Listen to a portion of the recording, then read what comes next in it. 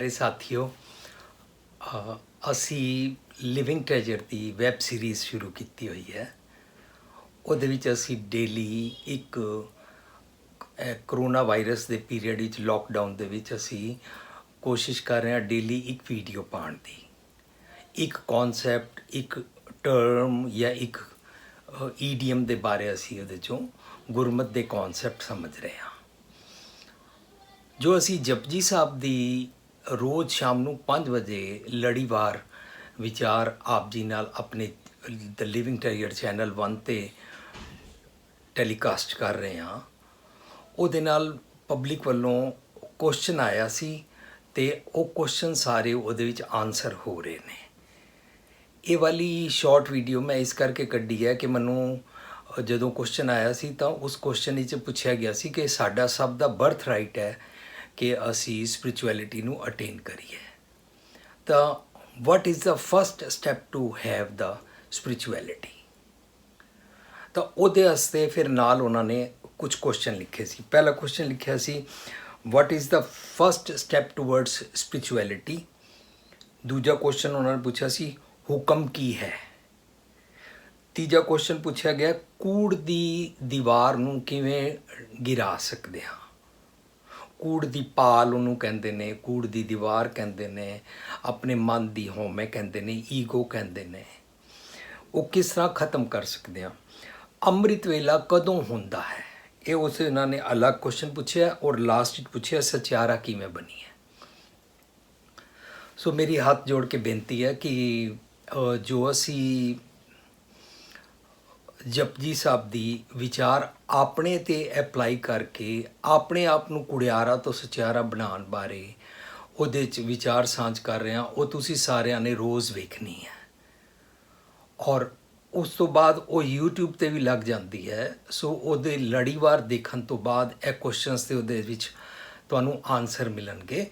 ਮੈਂ ਨਿਮਾਣਾ ਜਿਹਾ ਇਹ ਛੋਟੀ ਵੀਡੀਓ ਬਣਾਉਣ ਵਾਸਤੇ ਯਤਨ ਕਰਦਾ ਕਿ ਵਾਕਈ ਹਰ ਇਨਸਾਨ ਦਾ ਹੱਕ ਹੈ ਕਿ ਉਹ ਸਪਿਰਿਚੁਅਲਿਟੀ ਨੂੰ ਅਟੇਨ ਕਰ ਸਕਦਾ ਹੈ। ਔਰ ਇਹੋ ਇਨਸਾਨੀਅਤ ਦਾ ਏਮ ਹੈ, ਪਰਪਸ ਹੈ, ਸਾਡੀ ਜ਼ਿੰਦਗੀ ਦਾ ਮਨੋਰਥ ਹੈ ਕਿ ਮੈਂ ਅਲਟੀਮੇਟਲੀ ਇਨਸਾਨੀਅਤ ਨੂੰ ਕਿਸ ਤਰ੍ਹਾਂ ਪ੍ਰਾਪਤ ਕਰਾਂ। ਇਨਸਾਨੀਅਤ ਮੀਨਸ ਨਿਰਮਲ ਕਰਮਾਂ ਵਾਲਾ ਆਈਡੀਅਲ ਜੀਵਨ, ਜਿਸ ਨੂੰ ਕਹਿੰਦੇ ਨੇ ਇਹ ਕਰੈਕਟਰ ਆਫ ਮੋਰੈਲਿਟੀ ਨੂੰ ਕਿਸ ਤਰ੍ਹਾਂ ਮੈਂ ਪ੍ਰੈਕਟਿਸ ਕਰਾਂ। ਸੋ ਉਹਦੇ ਵਾਸਤੇ ਸਾਡਾ ਸਭ ਦਾ ਪਹਿਲਾ ਫਰਜ਼ ਬਣਦਾ ਹੈ ਕਿ ਅਸੀਂ ਉਸ ਜਪਜੀ ਸਾਹਿਬ ਦੇ ਵਿਚਕਾਰ ਇਸ ਕੁਐਸਚਨ ਨੂੰ ਪੁੱਛਿਆ ਗਿਆ ਸੀ ਕਿ ਆਪਣੀ ਕੂੜ ਨੂੰ ਕਿਸ ਤਰ੍ਹਾਂ ਠੀਕ ਕੀਤਾ ਜਾਏ, ਤਾਂ ਕੂੜ ਤੋਂ ਸਚਿਆਰ ਕਿਵੇਂ ਬਣੀ ਹੈ। ਸੋ ਆਨਸਰ ਉਹਦੇ ਵਿੱਚ ਦਿੱਤਾ ਹੋਇਆ ਹੈ ਹੁਕਮ ਰਜ਼ਾਈ ਚੱਲਣਾ ਨਾਨਕ ਲਿਖਿਆ ਨਾਲ। ਸਾਡੇ ਸਭ ਦੇ ਅੰਦਰ ਰੱਬ ਜੀ ਰਹਿੰਦੇ ਨੇ। ਰੱਬ ਜੀ ਸਾਨੂੰ ਸੁਮਤ ਬਖਸ਼ਦੇ ਨੇ ਜੇ ਅਸੀਂ ਮਨ ਕਰਕੇ ਉਸ ਨੂੰ ਸੁਣੀਏ। ਜੇ ਅਸੀਂ ਮਨ ਕਰਕੇ ਅੰਦਰ ਦੀ ਆਵਾਜ਼ ਨੂੰ ਨਹੀਂ ਸੁਣਦੇ ਹਾਂ ਤਾਂ ਸਾਨੂੰ ਇੱਕ ਗਲਤ ਆਦਤ ਪੈ ਜਾਂਦੀ ਹੈ, ਅਸੀਂ ਉਸ ਨੂੰ ਸਪਰੈਸ ਕਰਦੇ ਰਹਿੰਦੇ ਹਾਂ।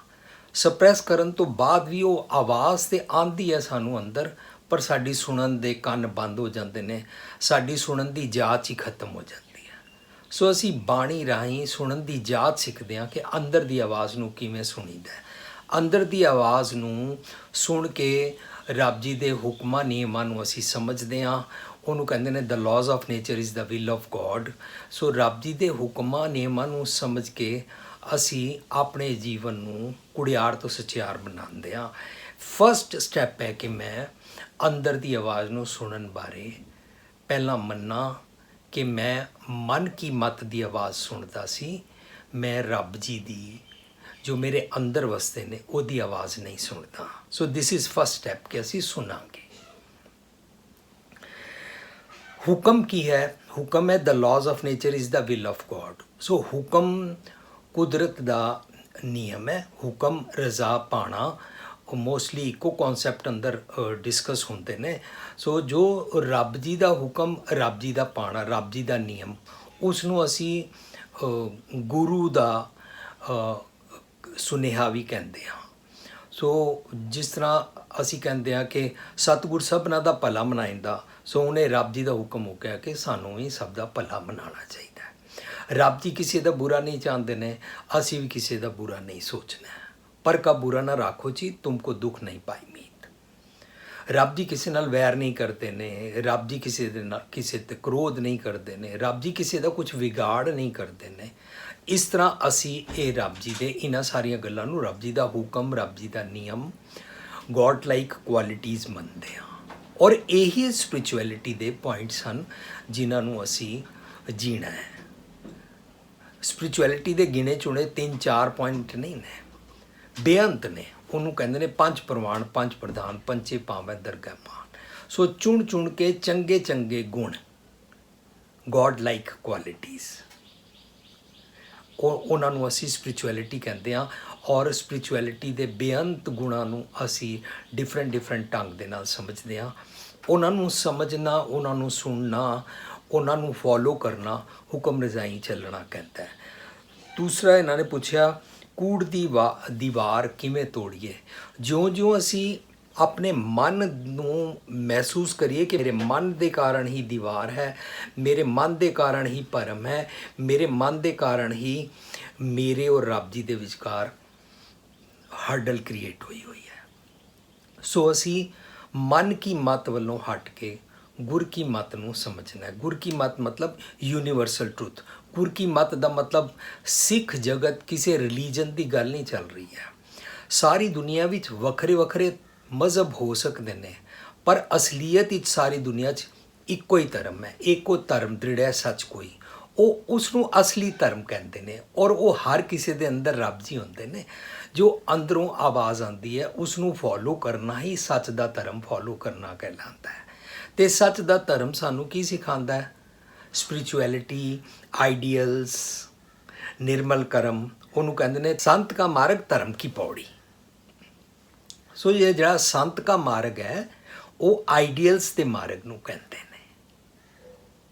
ਇੰਜੂਰੀਅਸ, ਪੋਇਜ਼ਨਸ ਫੀਲਿੰਗ ਦੇ ਨਾਲ ਮੰਦੇ ਕਰਮਾਂ ਦੇ ਬਦਲੇ ਅੰਮ੍ਰਿਤਮਈ ਜੀਵਨ ਜੀਣਾ, ਦੂਜਿਆਂ ਦੇ ਭਲੇ ਵਾਲਾ, ਭਾਖਿਆ ਪਾਓ ਅਪਾਰ ਵਾਲਾ, ਨਿਰਮਲ ਕਰਮਾਂ ਵਾਲਾ। ਸੋ ਇਹਦੇ ਨਾਲ ਸਾਡੇ ਮਨ ਕੀ ਮਤ ਦੇ ਕਾਰਨ ਜਿਹੜੇ ਨੈਗੇਟਿਵ ਸੀ ਉਹ ਪਾਲ ਗਿਰਦੀ ਜਾਂਦੀ ਹੈ, ਉਹ ਦੀਵਾਰ ਡਿੱਗਦੀ ਜਾਂਦੀ ਹੈ। ਔਰ ਉਹ ਕੂੜ ਦੀ ਪਾਲ ਡਿੱਗਦੀ ਜਾਂਦੀ ਹੈ। ਇਹ ਸਾਰਾ ਉਸ ਜਪਜੀ ਸਾਹਿਬ ਵਿੱਚ ਸਾਰੀ ਜਰਨੀ ਹੈ, ਤੁਸੀਂ ਸਾਰਿਆਂ ਨੇ ਸੁਣਨੀ ਹੈ ਔਰ ਉਸ 'ਤੇ ਵਿਚਾਰ ਕਰਨੀ ਹੈ ਕਿ ਜਿਹੜੇ ਟ੍ਰੈਡੀਸ਼ਨਲ ਅਰਥ ਨੇ ਉਹ ਤਾਂ ਅਸੀਂ ਭਾਵੇਂ ਨਹੀਂ ਕਰ ਪਾਏ, ਲੇਕਿਨ ਅਸੀਂ ਆਪਣੇ 'ਤੇ ਅਪਲਾਈ ਕਰਕੇ ਆਪਣੀ ਕੂੜ ਦੀ ਪਾਲ ਨੂੰ ਸਮਝਣਾ, ਉਹਦੇ ਸਿੰਪਟਮਸ ਨੂੰ ਸਮਝਣਾ ਹੈ, ਉਹਦੇ ਆਫਟਰ ਇਫੈਕਟਸ ਨੂੰ ਸਮਝਣਾ ਹੈ ਔਰ ਫਿਰ ਅਸੀਂ ਆਪਣੇ ਆਪ ਨੂੰ ਉਸ ਅਨੁਸਾਰ ਜੀਵਨ ਨੂੰ ਢਾਲਣਾ। ਇਸ ਤਰ੍ਹਾਂ ਕੂੜ ਦੀ ਪਾਲ ਡਿੱਗਦੀ ਜਾਂਦੀ ਹੈ ਔਰ ਅਸੀਂ ਡੇ ਬਾਈ ਡੇ ਅਵਗੁਣ ਛੋੜ ਗੁਣਾ ਕੋ ਤਾਵੋ ਵਾਲਾ ਜੀਵਨ ਜੀਣਾ ਹੈ। ਤਾਂ ਡੇ ਬਾਈ ਡੇ ਦੀਵਾਰ ਡਿੱਗਦੀ ਜਾਂਦੀ ਹੈ। ਅਗਲਾ ਕੁਐਸਚਨ ਪੁੱਛਿਆ ਅੰਮ੍ਰਿਤ ਵੇਲਾ ਕਦੋਂ ਹੁੰਦਾ ਹੈ? ਅੰਮ੍ਰਿਤ ਵੇਲਾ ਦਾ ਜਿਹੜਾ ਕਨਸੈਪਟ ਹੈ ਉਹ ਜਿਸ ਵੇਲੇ ਮੈਨੂੰ ਸੱਚ ਸਮਝ ਨਹੀਂ ਆਇਆ ਤਾਂ ਮੈਂ ਮੰਦੇ ਖਿਆਲ, ਮੰਦੀ ਸੋਚ, ਜੰਮ ਦੀ ਬੁੱਧੀ ਅਨੁਸਾਰ ਜੀਂਦਾ ਹਾਂ। ਤਾਂ ਜੰਮ ਦੀ ਬੁੱਧੀ ਅਨੁਸਾਰ ਜੀ ਕੇ ਮੇਰੇ ਮੰਦੇ ਖਿਆਲ ਔਰ ਮੰਦੇ ਐਕਸ਼ਨ ਬਣ ਜਾਂਦੇ ਨੇ। ਮੇਰੀ ਸੋਚ ਨਹੀਂ, ਮੇਰਾ ਕਰੈਕਟਰ ਹੀ ਮਾੜਾ ਹੋ ਜਾਂਦਾ ਹੈ। ਨਾਨਕ ਜਿਤ ਵੇਲਾ ਵਿਸਰੈ ਮੇਰਾ ਸੁਆਮੀ, ਤਿਤ ਵੇਲਾ ਮਰ ਜਾਏ ਜੀਓ ਮੇਰਾ। ਜਿਸ ਖਿਆਲ ਨੂੰ ਸੁਣ ਕੇ ਰੱਬੀ ਗੁਣਾਂ ਨੂੰ ਮੈਂ ਵਿਸਾਰ ਦਿੰਦਾ ਹਾਂ, ਮਾਨੋ ਰੱਬ ਨੂੰ ਹੀ ਵਿਸਾਰ ਦਿੱਤਾ। ਮੈਂ ਰੱਬ ਨੂੰ ਆਪਣੇ ਵੱਲੋਂ ਮੈਂ ਗੈਰ ਹਾਜ਼ਰ ਕਰਨ ਦੀ ਕੋਸ਼ਿਸ਼ ਕੀਤੀ ਔਰ ਅਵਗੁਣਾ ਵਾਲਾ, ਜਮਾ ਵਾਲਾ, ਡੀਮਨ ਥਾਟਸ ਵਾਲਾ ਪੋਇਜ਼ਨਸ ਜੀਵਨ ਜੀਵਿਆ।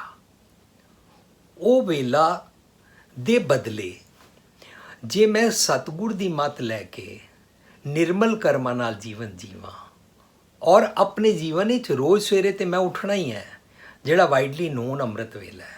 ਬ੍ਰਹਮ ਮੁਹੂਰਤ ਵੀ ਕਹਿੰਦੇ ਨੇ ਕਈ ਲੋਕ ਇਹਨੂੰ, ਅਰਲੀ ਮਾਰਨਿੰਗ ਵੀ ਕਹਿ ਸਕਦੇ ਹਾਂ। ਲੇਕਿਨ ਜੇ ਮੈਂ 24 ਆਵਰਸ ਆਪਣੀ ਸਾਰੀ ਉਮਰ ਹਰ ਵੇਲੇ ਰੱਬੀ ਗੁਣਾਂ ਦੇ ਨਾਲ ਜੀਆਂ ਔਰ ਅਵਗੁਣਾਂ ਤੋਂ ਜਮਾ ਵਾਲੀ ਮੌਤ, ਆਤਮਕ ਮੌਤ ਨਾ ਮਰਾਂ, ਤਾਂ ਮੇਰਾ ਫਿਰ ਸਾਰਾ ਜੀਵਨ ਅੰਮ੍ਰਿਤ ਵੇਲਾ ਬਣ ਜਾਂਦਾ ਹੈ। ਉਹਨੂੰ ਕਹਿੰਦੇ ਨੇ ਅੰਮ੍ਰਿਤ ਵੇਲਾ ਸੱਚ ਨਾਉ ਵਡਿਆਈ ਵਿਚਾਰ। ਵਡਿਆਈ ਵਿਚਾਰ ਦਾ ਮਤਲਬ ਹੁੰਦਾ ਹੈ ਕਿ ਸਿਰਫ ਡਿਸਕਸ ਨਹੀਂ ਕਰਦੇ ਅਸੀਂ ਰੱਬ ਜੀ ਤੇ ਗੁਣਾਂ ਦੀ ਵਡਿਆਈਆਂ ਦੀ ਵਿਚਾਰ। ਅਸੀਂ ਸਿਰਫ ਸਪਿਰਿਚੁਅਲਿਟੀ ਦੀਆਂ ਆਈਡੀਅਲਸ ਦੀਆਂ ਗੱਲਾਂ ਨਹੀਂ ਕਰਦੇ, ਸਾਨੂੰ ਸੋਚਣਾ ਹੈ ਕਿ ਮੈਂ ਉਸ ਦੀ ਪ੍ਰੈਕਟਿਸ ਕਰਾਂ। ਜਦੋਂ ਸੁਭਾਅ ਵਿੱਚ ਦ੍ਰਿੜ ਹੋ ਜਾਂਦਾ ਹੈ, ਜਿਸ ਨੂੰ ਇਸ ਬਾਣੀ ਦਾ ਨਾਂ ਦਿੱਤਾ ਗਿਆ ਜਪ, ਰਿਸਪੈਕਟਫੁਲੀ ਬੋਲਦੇ ਆ ਜਪ ਜੀ ਸਾਹਿਬ। ਸੋ ਉਹ ਜਪ ਜੀ ਸਾਹਿਬ ਵਿੱਚ ਜਪ ਦਾ ਮਤਲਬ ਹੈ ਦ੍ਰਿੜ ਕਰ। ਜਦੋਂ ਅਸੀਂ ਰੱਬੀ ਗੁਣਾਂ ਦੇ ਸੁਭਾਅ ਨੂੰ ਸਹਿਜੇ ਜੀਣ ਲੱਗ ਪੈਂਦੇ ਆ, ਉਹ ਸਾਨੂੰ ਦ੍ਰਿੜ ਹੋ ਜਾਂਦਾ ਹੈ, ਤਾਂ ਉਸ ਅਨੁਸਾਰ ਫਿਰ ਸਾਡਾ ਹਰ ਪਲ, ਹਰ ਰੋਜ਼, ਸਾਰੀ ਜ਼ਿੰਦਗੀ ਅੰਮ੍ਰਿਤ ਵੇਲਾ ਬਣ ਸਕਦਾ ਹੈ। ਆਖਰੀ ਕੁਐਸਚਨ ਇਹਨਾਂ ਨੇ ਪੁੱਛਿਆ ਸਚਿਆਰਾ ਕਿਵੇਂ ਬਣੀ ਹੈ। ਜਦੋਂ ਅਸੀਂ ਆਪਣੀ ਚੁਣ ਕੇ ਕੂੜ ਦੀ ਪਾਲ ਘਟਾਉਂਦੇ ਜਾਂਦੇ ਹਾਂ, ਉਹਨੂੰ ਕਹਿੰਦੇ ਹਾਂ ਗੁਣਾ ਕਹੋਵੇ ਵਾਸਲਾ ਕੱਢ ਵਾਸ ਲਈ ਜੇ ਗੁਣ ਹੋਵਨ ਸਾਜਨਾ ਮਿਲ ਸਾਂਝ ਕਰੀ ਜੇ ਗੁਣਾ ਕੇਰੀ ਛੋੜ ਅਵਗੁਣ ਚੱਲੀਏ ਪੈਰੇ ਪਟੰਬਰ ਕਰ ਡੰਬਰ ਆਪਣਾ ਪਿੜ ਮਲੀਏ। ਜਿੱਥੇ ਜਾਏ ਬਈਏ ਭਲਾ ਕਹੀਏ। ਸੋ ਸਾਡਾ ਐਟੀਟਿਊਡ ਚੇਂਜ ਹੋ ਜਾਂਦਾ ਹੈ ਔਰ ਡੇ ਬਾਈ ਡੇ ਅਸੀਂ ਸੌਫਟ ਹੁੰਦੇ ਜਾਂਦੇ ਹਾਂ। ਡੇ ਬਾਈ ਡੇ ਸਾਡੀ ਕੁਰੱਖਿਅਤ ਬੋਲੀ ਦੇ ਬਦਲੇ, ਰੂਡ ਬੋਲੀ ਦੇ ਬਦਲੇ, ਬੋਲੀ ਹੀ ਨਹੀਂ ਸਾਡੀ ਬਾਡੀ ਲੈਂਗੁਏਜ ਵੀ, ਇਸ ਤਰ੍ਹਾਂ ਸਾਡਾ ਭਾਵ, ਸਾਡਾ ਸਭ ਕੁਝ ਹੰਬਲ ਹੁੰਦਾ ਜਾਂਦਾ ਹੈ ਔਰ ਅਸੀਂ ਡੇ ਬਾਈ ਡੇ ਸਚਿਆਰ ਬਣਦੇ ਜਾਂਦੇ ਹਾਂ। ਅਸੀਂ ਕਲੇਮ ਨਹੀਂ ਕਰ ਸਕਦੇ ਕਦੀ ਵੀ ਕਿ ਮੈਂ ਸਚਿਆਰ ਬਣ ਗਿਆ। ਉਸੇ ਦਿਨ ਸਾਨੂੰ ਮਾਣ ਆ ਜਾਏਗਾ, ਪਾਣੀ ਖੜਾ ਹੋ ਜਾਏਗਾ ਔਰ ਖੜੇ ਪਾਣੀ ਵਿੱਚ ਮੱਛਰ ਔਰ ਬਦਬੂ ਪੈ ਜਾਂਦੀ ਹੈ। ਇਸ ਕਰਕੇ ਅਸੀਂ ਕਦੀ ਵੀ ਮੰਨਣਾ ਨਹੀਂ ਹੈ ਕਿ ਮੈਂ ਪੂਰਾ ਸਚਿਆਰ ਹੋ ਗਿਆ। ਸੋ ਅਸੀਂ ਡੇ ਬਾਈ ਡੇ ਆਪਣੇ ਅਵਗੁਣਾਂ ਨੂੰ ਕੱਢ ਕੇ, ਕੂੜ ਨੂੰ ਕੱਢ ਕੇ, ਅਲਗੀ ਨੂੰ ਕੱਢ ਕੇ, ਕਾਈ ਨੂੰ ਕੱਢ ਕੇ ਆਪਣੇ ਬਾਰੇ ਜੀਂਦੇ ਹਾਂ।